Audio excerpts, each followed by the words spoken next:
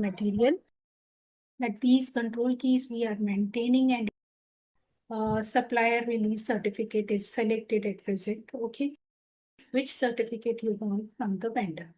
At present, if it is say E21, it was asking me for the acknowledgement of the certificate, whether it is given or not. Okay, so if I press F1 key, it will check out the configuration, define the certificate type. So if I select this one E21, from the configuration we are handling whether we want a warning or a simple message for that particular certificate type. At the certificate type, we are specifying that. For this, I'm just giving a warning.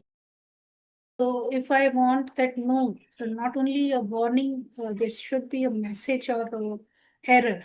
Okay, so such things can be controlled from here. Certificate type. Let me go back.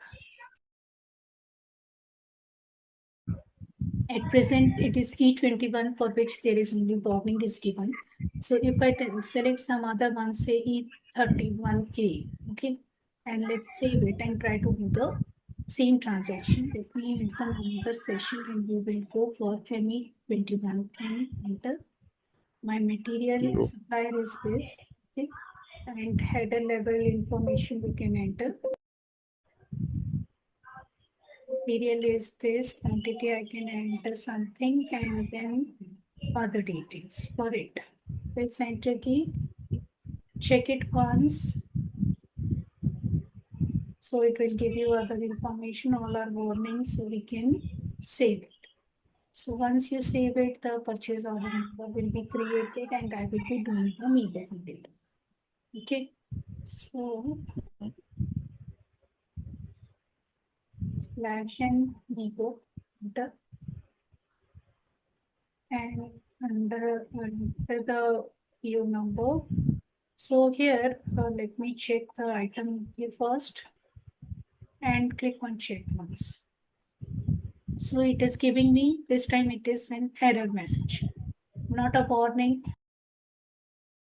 Whereas last time it was just a warning that have you attached the certificate or not?